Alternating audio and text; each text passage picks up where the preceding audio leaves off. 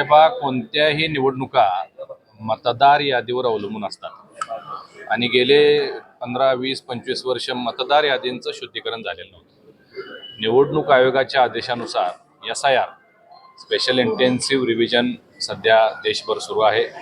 बऱ्याच ठिकाणी दुबार मतदार, मयत मतदार आणि स्थलांतर मतदार या 3 गोष्टी अनेक वर्ष तशाच मतदार यादीमध्ये होत्या आणि तुम्ही बघितलं असेल की पश्चिम बंगालपासून सुरुवात झाली.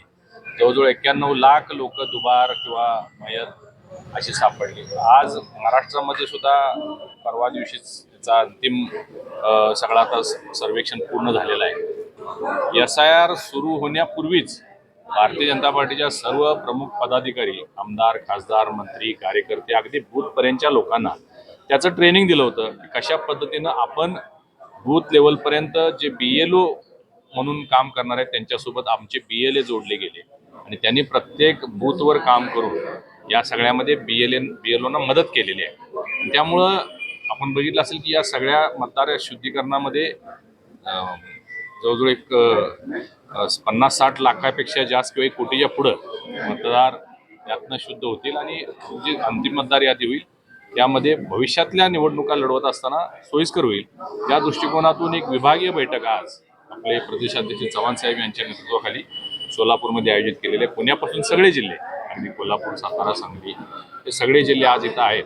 आता पुढची दिशा काय ते आजच्या बैठकीमध्ये ठरणार. ज्या पद्धतीनं वेस्ट बेंगालच्या निवडणुकीमध्ये आपण निकाल झालेला बघितला त्या पद्धतीनं सगळीकडंच या चुकीच्या मतदारांचा आधार घेत काही लोक निवडून येत होते. आता तसं होणार नाही. आता जे मतदार आहेत तेच तिथं राहतील आणि तेच मतदान करतील आणि मला वाटते भारतीय जनता पार्टी आणि आमच्या NDAसाठी निश्चित त्याचा खूप मोठा लाभ सुरू आहे. भारतीय जनता पार्टीचे या 4-5 जिल्ह्यातले आमचे पदाधिकारी यामध्ये काम करत आहेत. दोन्ही शिक्षक आणि पदवीधर दोन्हीचे मतदार नोंदणी मोठ्या प्रमाणात झालेले आणि त्यामध्ये जास्तीचा हिस्सा जो आहे तो आमचा आहे. आता तुम्ही सांगा, आज आमच्या कोल्हापूर जिल्ह्यामध्ये कधीही भारतीय जनता पार्टीचा एकही नगरसेवक निवडून येत नव्हता, एकही जिल्हा परिषद सदस्य निवडून येत नव्हता. आज सगळे आमची सत्ता आहे. 2 महापालिका आहेत, कोल्हापूर इचलकरंजी, दोन्हीकडे महापौर आमचे झाले, दोन्हीकडे स्टँडिंग चेअरमन आमचे झालेले, जिल्हा परिषदेमध्ये आमची सत्ता आलेली आहे. आता सोलापूरमध्ये म्हणजे काहीच शिल्लक नाही आहे. सोलापूरमध्ये महापालिका, जिल्हा परिषद, पंचायत समित्या, सांगली जिल्ह्यामध्ये 50% जास्त आम्ही आता तिथं आम्हाला यश मिळालेलं आहे. त्यामुळं पूर्वी हा बालेकिल्ला निश्चित होता, आता परिस्थिती राहिलेली नाही. आता सगळे मोठ्या प्रमाणात लोक भारतीय जनता पार्टी आणि आमच्या महायुतीसोबत आलेले आहेत.